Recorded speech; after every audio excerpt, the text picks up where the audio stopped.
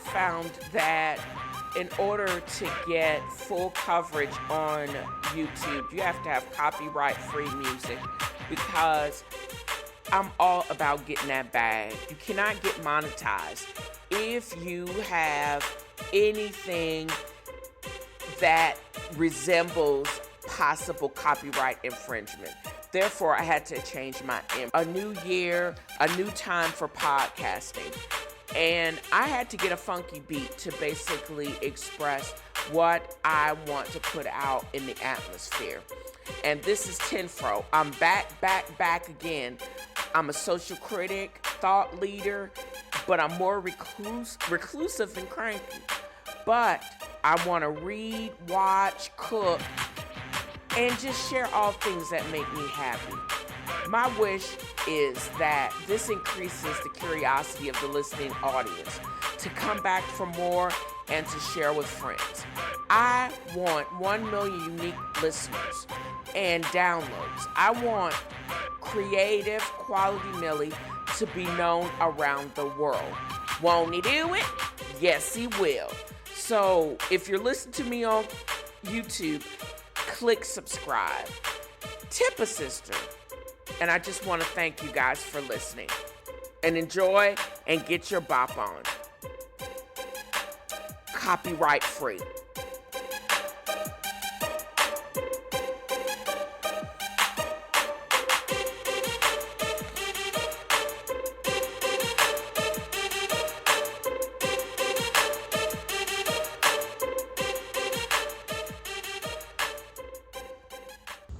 To my homegirl Aquita J. Elmore, Najee. Lift every chair and swing till all them white folks scream. Thought y'all could run up on our black king. I'm glad the squad pulled up, dedicated to Nuck if you buck. May it resound loud as the rolling sea. Have you just thought or ever thought that why are powerful men, why do powerful men get to remain powerful at the expense of my power or our power? I've just started thinking of that. I guess the free flow of idea and personal and introspection comes easily as I tape or record this part of the podcast, because this is a combination of highlighting the baddies during the month of Women's History Month. We just came off of International Women's Day, and I started reading Tarana Burke's Unbound. We are also coming off of further allegations of misconduct and actually just all around unlawfulness by the one, the only Puff Daddy. And what in the Olivia Pope was Ursher thinking? Say it ain't so. Well, yeah, bro, it is so. He's palling around with Russell Simmons, the rapist. He has 20 alleged allegations of sexual assault pending against him. He hiding away in Bali and waiting for the statutes of limitations to run out, but he's got an extension because the state of New York is basically saying, come one, come all, file your case, because that is what is hemming up Puff Daddy. And also, we keep going back to other misconducts and etc. We got L.A. Reid whispered for years. He allowed a no to his penis to get in the way of not signing up. John Legend, and even though I think he's crazy, what's his name? What is dude's name?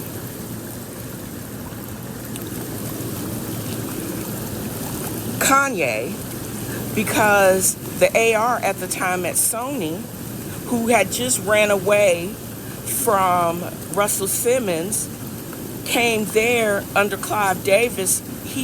L.A. Reid took over for Clive. This is all alleged by Drew Dixon, but I happen to believe her because other people have come forward, and he eventually did step down in a cloud of misconduct. But he was able to start another record label. Yes, that L.A. Reid of Waterfalls and TLC fame and Babyface, with Babyface in them. That monster. But what did, Lizzo say, why men gotta be great until they aren't great, or she took a DNA test, and then people throw away opportunities and miss opportunities. But these women, even in spite of, like Tarana Burke, who was sexually molested and raped twice, or at least twice, that I've gotten in as far as her book. Once at 7, didn't tell, but she carried the shame like it was her fault for her years. And then she was sexually violated by another neighbor in her preteen age. And she always had to hide. She always thought she was bad, or she did something to bring that on herself. And it was only shame. That's what it was. For years, she carried the shame of the sexual violation. And when you are sexually violated, with the many things that all of the rape victims of Russell, they had basically the same story, very similar. How he was awkward, but it didn't stop him. And then how he treated Drew Dixon. There's this documentary on Max. It's called On the Record, where several years ago, right before, or maybe it was after he had escaped to Bali, these women went on the record talking about the pervasiveness of misogyny in hip hop. How Drew Dixon, for years, she's said it. New York Times did an extensive expose on the women that came forward with the allegations of sexual misconduct spanning 20 and 30 years with the godfather of hip hop. How people tried to shame her into silence, that she was violated. Why didn't she go to the police? Because we all know the police are not there to really protect us. This is just an African American woman. I feel that way. I'm upper middle class, but I'm dark skinned, I'm fat, and I live in the South. I am completely aware that not all cops are bad cops, but not all cops are good cops. There is that to me. So before I do dial 911, it's going to be under some real duress that I can't get out of, but I digress. How they all basically Drew Dixon was on a roll. I didn't know she was instrumental in getting Meth and Mary J. Blige together with All I Need, a hip hop anthem. She did so many great things, and Bone Thugs and Harmony gave her a shout out on her first album. I learned a lot while I was just about hip hop in general, but just what she gave away willfully, and how she was taken advantage of. How Leor, the then CEO or president of Def Jams basically read her for filth that she was an airhead, skinny bitch, and she was just dating Russell, and that didn't give her the right to have such a powerful position because he was a misogynist and really bigoted. He was wrong because it was through her that Def Jam she was instrumental in securing Def Jam's history. Russell and he took full credit for it, but it was women like her working behind the scenes in executive positions that actually made Def Jam in the juggernaut that it was. And he got his wealth. But he basically took advantage of all of that. He also took advantage of her silence because she knew how people would view her coming forward and basically assassinating his character. Well, his character needed to be assassinated because he obviously wasn't shit. And that's how these predators get by for so long. 40 years in the game, Russell Simmons has slept with thousands of women, and I conjecture a large majority of it was not consensual. We just know of the 20 that have the strength to come forward that survived it. It goes back to his day when he was nothing but struggling production assistant when the group Mercedes was coming. But all of these women, but he capitalized on the silence. So that's why he probably worked with no structure until he got on some medications, or he started meditating his predatory nature away.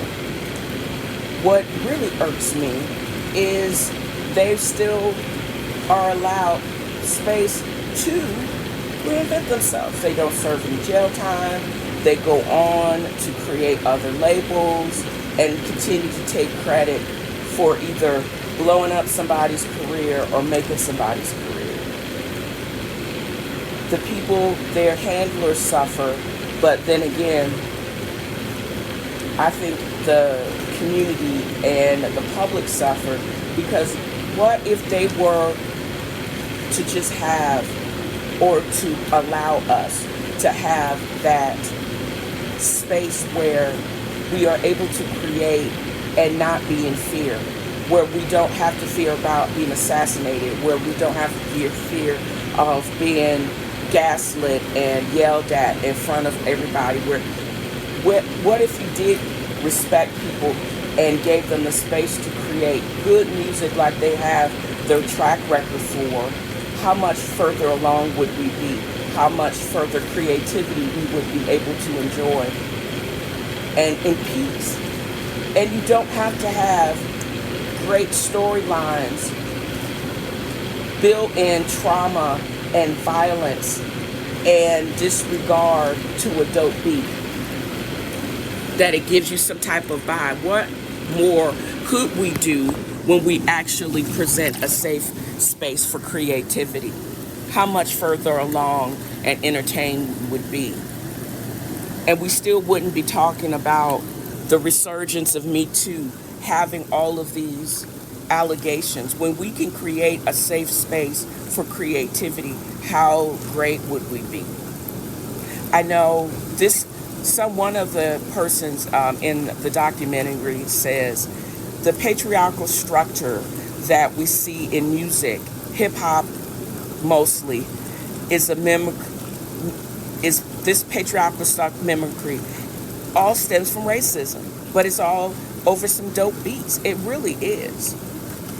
We look at Anita Hill and Clarence Thomas and his Heischmau. We look at Desiree Washington, who was raped by Mike Tyson, and how she was treated in the media and in the community in general. Nobody made safety an expense for African American and women of color. Their lives are a crime scene because the one speckle of time was basically molded their experiences in general going forward, and basically warped their future in very negative ways. And it's the illness is on them to basically recant the most devastating moments of their life over and over again, and be open to ridicule instead of just acceptance. And basically for people basically saying, I'm sorry, that was your experience. What can I do so you can actually move forward? Or because the statute of limitations on such crimes have been lifted in New York, what resources can I offer you to help you at least get some type of monetary remuneration, But nobody's really saying that. They want to have a trial on social media, and everybody, whatever stupid opinion that they have, nobody believes them. We got people not knowing to their detriment about Tarana Burke's work and the Me Too movement that actually started in 2006. We got people like Alyssa Milano trying to co-opt that whole movement and that work about recognition and healing from such trauma, reduced to a hashtag where it becomes a joke or a farce or the butt of everybody on Fox News. We don't want that to happen to what woke has become, where we don't need sexual education and on state school campuses, where you can remove diversity and inclusivity as toxic. But when people are not reminded that microaggressions are that, and you should be held accountable for that, they soon forget, and they just become not just passive, they become openly aggressive. That's what I've taken away from the last few years with the baseness that has been allowed with the former administration under Trump, where it's okay that you can be a racist, you can still be and a rapist, and you can still become president of the United States, where you can get your cronies to get you put back on a ballot. Even your criminal history is more extensive than anybody in the history of the presidency. I hearken this all back to racism, and I think that's the wokeness of it all. When you can see a whole group of people or a gender as sub or below you, and it's basically codified, that is the beginning of the end. It doesn't match up with we are a democratic republic, but it doesn't match up with the equality that's afforded by a democracy. You basically have to continue. The wokeism has to continue. The work has to continue for healing, because it's so pervasive and it permeates everything. And I mentioned Tarana Burke because in this Women's History Month, she's a baddie, because when you read her book Unbound, it just goes to how, in spite of sexual abuse and mistreatment, she would go on to spawn this great movement, and learning who she was and how she was, instead of being brutalized and called ugly, just because of her truly Afrocentric look, how she had the balance of her very militant grandparents, and at least she had that, and her self-awareness while she was down at Alabama State. I'm glad she had the strength of character, and she didn't give up, and she didn't listen to the trolls and the people that make such remarks because they didn't know who she was going to be. but at least she did.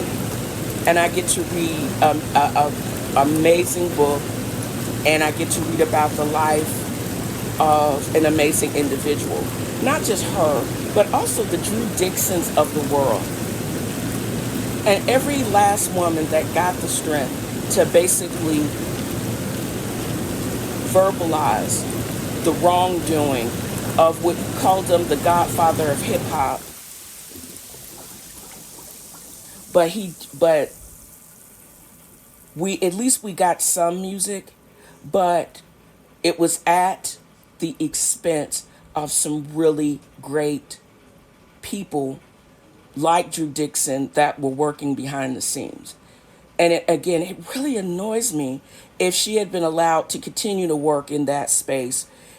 Her mom was the mayor of DC, and she still was relegated to basically disappeared, and nobody wanted to really make it right. They wanted to throw money at it, but they did not want to hold Russell Simmons accountable for the slight. I'm just appalled as a woman and as a listener that if y'all just had left her alone, L.A. Reid and his petty ass, if you had just taken the L, bud, and just let her do what she does best, you could have gone on to have a more climactic and consistently positive career like Clive Davis, but instead you were being led by your penis.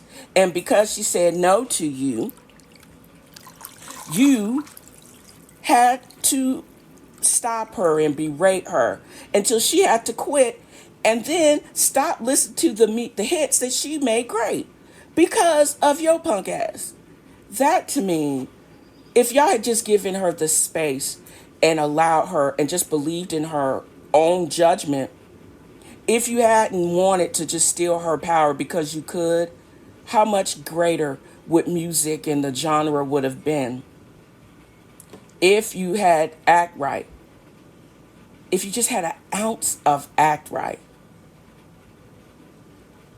how long would it have taken Tarana, or how much further would we have been in the movement if you let people like the Tarana Burkes and the Drew Dixons, let them do their work and what they do best? She worked on Selma while she was down in Alabama. I didn't know she was a consultant on that. How much more could we have done if y'all had just let her do her thing? 2008, what is that? 12, 14, 15 years, and working through all of that, if people just had an ounce of act right, how much further would we have been? But I am going to end this part of the segment with just a mad shout out to watching that documentary on the record, as well as downloading. I'm listening to Tarana Burke's book on Audible when I come back into town. I'm going to Virginia for a couple of weeks. When I actually come back into town, I hope to, or maybe I'll order it while I'm there. I'll get the hard copy because I think that's a book that lends itself to, I need it to be palpable. I need to feel the pages between my fingers. But navigate to the listening notes and you'll get a direct link to either a link to the Audible. If you have that account, use your credits to actually get Unbound, as well as the hardback on my digital bookstore, Far From Beale Street.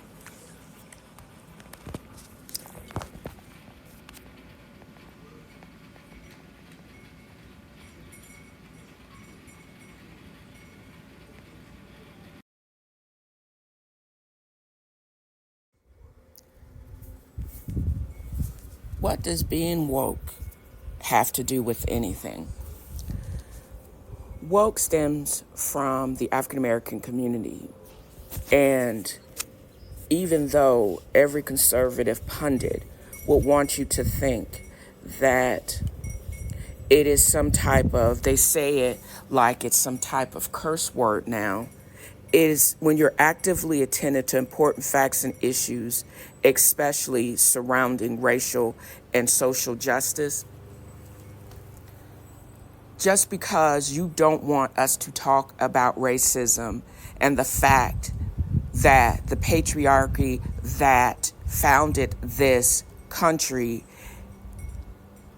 is also founded in white supremacy, that to me is you basically saying, being like Nimrod said.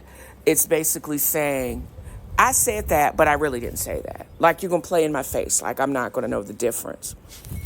I think there are allies that want to do socially good, but I think they also will hearken back to and fall back on microaggressions and passivity and want everybody to be colorblind because they don't want to deal with or try to even understand what it is for someone that looks like me, a middle-aged, dark-skinned African-American female, where things about the fact is a white supremacist or a patriarchal misogynist does not want you to be smart, so you don't need to know history. They want to erase that. So they want it to make it so that as long as we don't talk about it, but we can still remain racist. If you basically won't talk about what ails this society and injustices, and you basically try to take it out of the vernacular, you try to bastardize the vernacular, you try to make it more so, you gaslight people into submission, you make it okay to be mediocre so you can basically, because that's how you hold on to power. You can have absolute power and you could be corruptible when everybody around you don't know why that is. If you keep people stupid, and this is how dictators stay in rule of law. You can be butt booty crazy, a complete psychopath like Hitler, and rule international country, have these things for years, create a Holocaust, kill 5 million people before you even take your own life in a bunker that you had people build for you. Because people, either they're willfully ignorant or willfully blind to your misdeeds, or they are in fact guilted into it because they say they are democracy and they are for that democratic republic, and they're basically guilted into upholding that is what you're supposed to, because that's what you're supposed to do, because that's what you said you are, and you can't roll that back, even though their regime is predicated on your Jim Crow laws. But I digress. That's another thing. A lot of people don't realize how apartheid and the Third Reich are an extension of the horror that was our reconstructed or deconstructed South, the Jim Crow area, and the rule of the KKK. Imagine the KKK being as pervasive as they probably still are,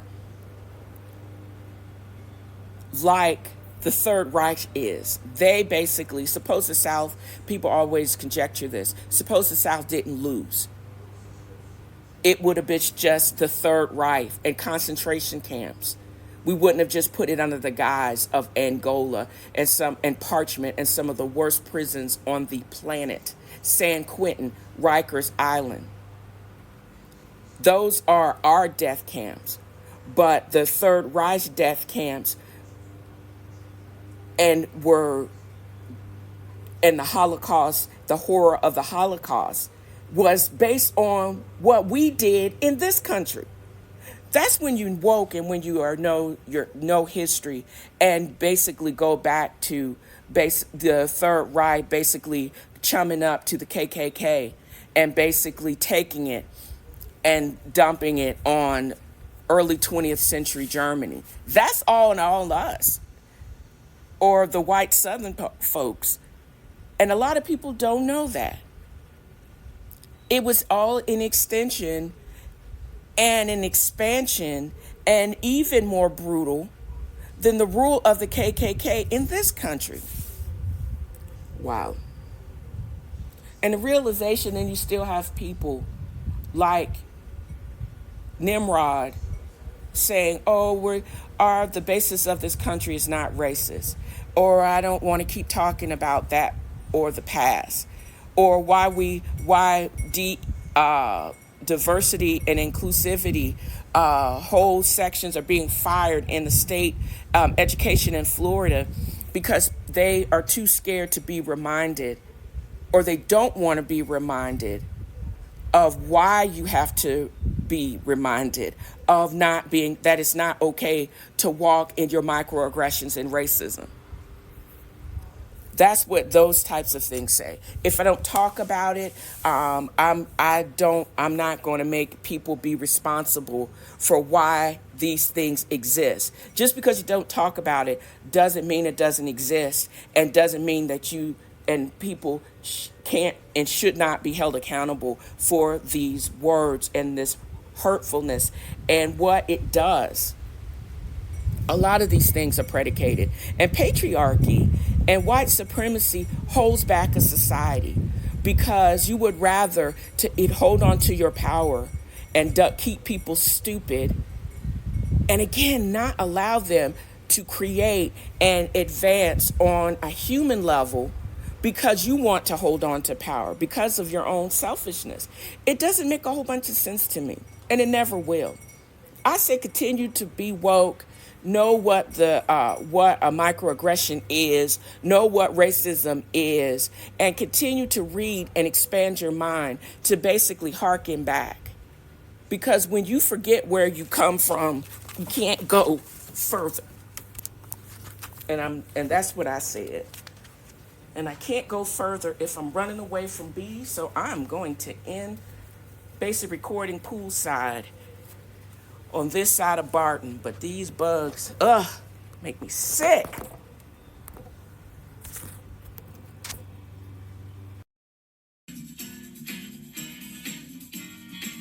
The Shady Bunch, the Shady Bunch. I hope turning up for checks to pay for fake lifestyles were to be a part of the Shady Bunch. It just feels as if the weekend just kind of blew by. Last week is blown by. As I get closer and closer to having to go out of town, it just seems that the days are flying by. Spring is here, and every life is starting to burst forth, and I just want to be in my home to enjoy it. I'm excited about the next episode of my life. Probably, hopefully, you can hear it in my voice. I'm also excited about recording this next episode. I'm also considering not doing more than 3 recordings. I'm going to work really hard this week to get my last recording of the month ready before I go out of town, and so I can just publish it and not have to worry about it. You know what I mean? But there's always some kinds of shenanigans, and this is what makes social media roundup and just pop culture commentary always so interesting. The last several weeks, we've heard furthering allegations of not only from Russell Simmons, but also Puffy. And then, of course, what in the Olivia Pope is Ursher thinking about flying out to Bali to hang out with that fool? The little bit of the goodwill that he's cultivated over his Vegas residency, then going into the Super Bowl halftime show, which I thought was really good, as well as his upcoming tour and his album. All of that has possibly gone out the window because people react with their pockets. You know what I mean? Who's going to stream your album, buy your album, when you are still showing allegiance and aligning yourself with a predator? That's the thing that's kind of hard to stomach. And I was looking online, nosebleed seat tickets down in Atlanta are going for like 900 bones. Yeah, you can keep them tickets, bruh. And for everybody else that has already bought tickets, USOL, because no resale, nobody of any kind of substance. Your target audience, the aunties like me, yeah, we're good on you, Usher. But also, we are into reunion season, and I'm rewatching Married to Medicine, and the reunion, the second hour. The first hour itself was forgettable because the highlights, there are very few highlights, were like like the beginning of the show, the highlights from the previous episode was just so whack and so not entertaining. I am just also wrapping my head around this why I have such a big problem and lack of interest with this show. I think these women are not friends on camera, and I'm doubting the validity of their friendships off camera. It seems like they've devolved into a mean woman's club, a sorority, with Heavenly as the instigator and the ringleader. Her ghetto country ass from Florida, she has taken on the role of mouthpiece she's like the strong man for Jackie. And it appears that Jackie is all about surface and appearances, and she can't see herself with a continued friendship with someone like Quad Webb, who is college educated, but she's not a doctor. This what makes me realize why I don't have a lot of close friendships anymore with other doctors, and why some doctors have this elitist attitude. She thinks she's doing patriarchal mimicry, where it looks good for society to be married, have an obvious eating disorder with your sunken eyes and your skeletal decolletage, but you have this illustrious career as this great doctor, but as a person, you seem to be trash.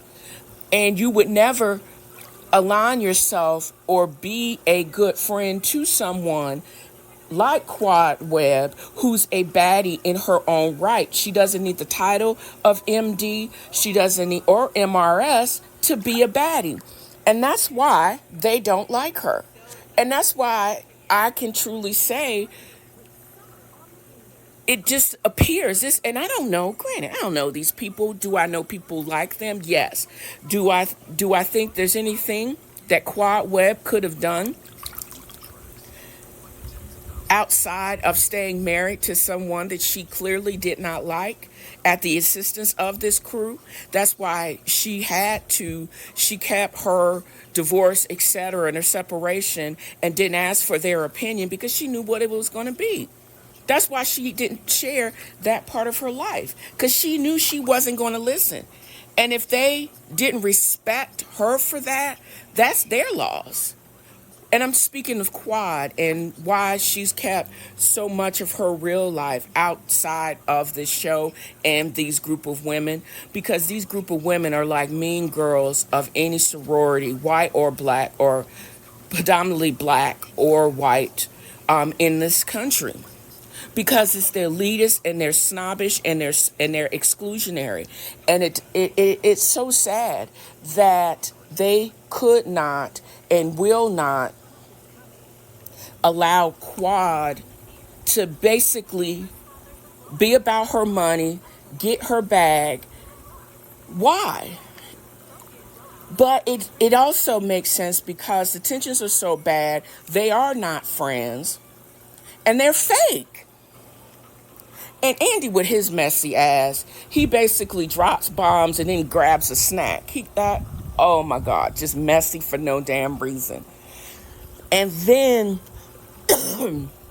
I wish I had seen more of the co-parenting of it all between Apollo and Phaedra, and they just allow her to basically model her clothes, and then get her check. Why did they allow her to do that?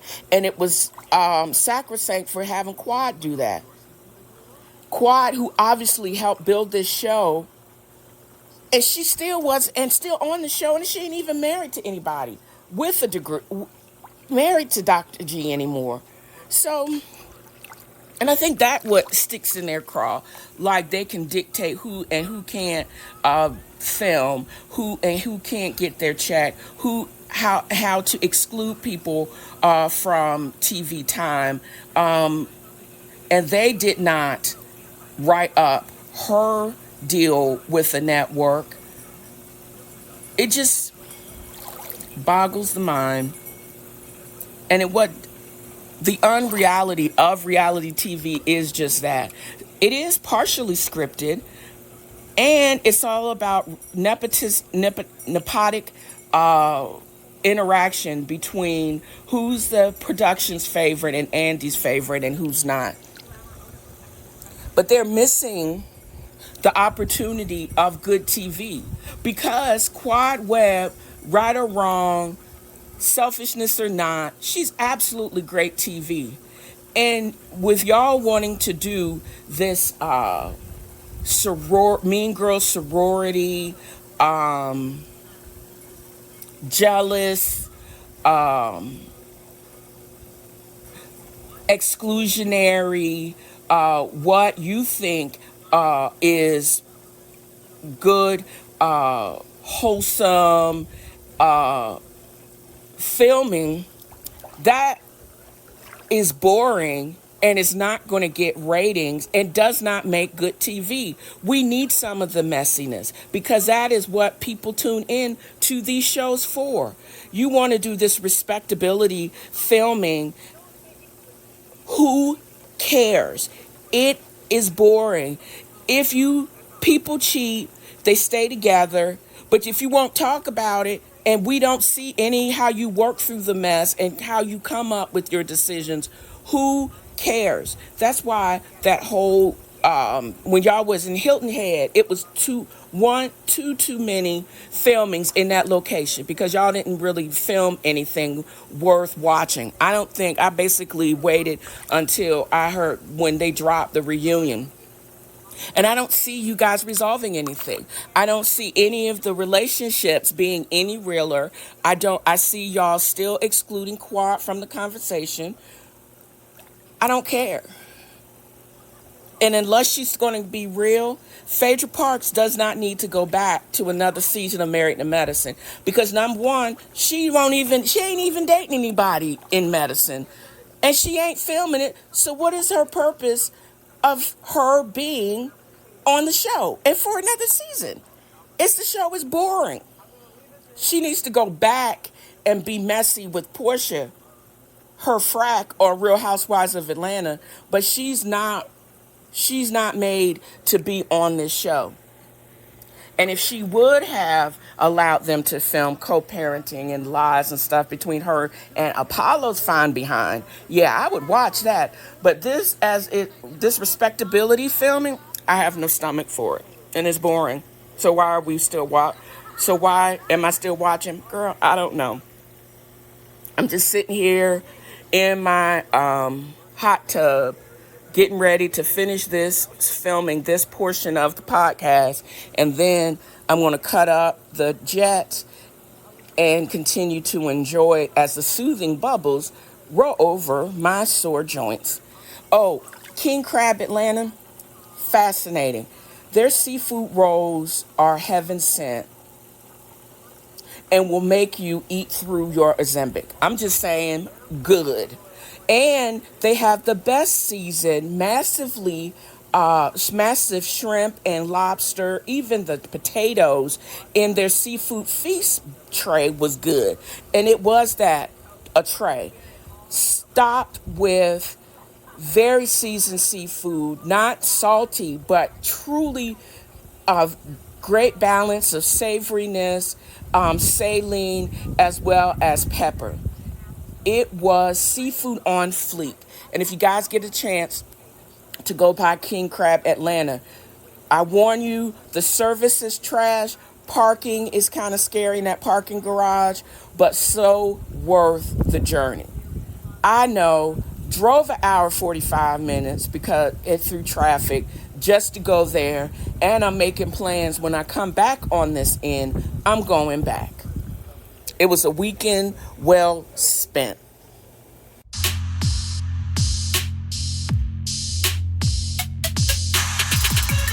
And that's it for this episode of TNFro is Reading. You know, I talked cash-ish all last year.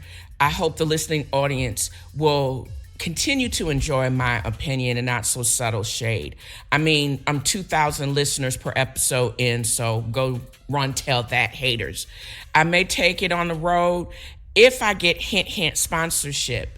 Navigate to dalesangelsinc.blog for swag and extended podcast notes. Don't forget to hit like or leave a 5-star review. It gets me on top of the algorithms, and it may just get you on my show. 2023's motto is boss up and get the bag. And as always, tell a friend, and thank you for listening.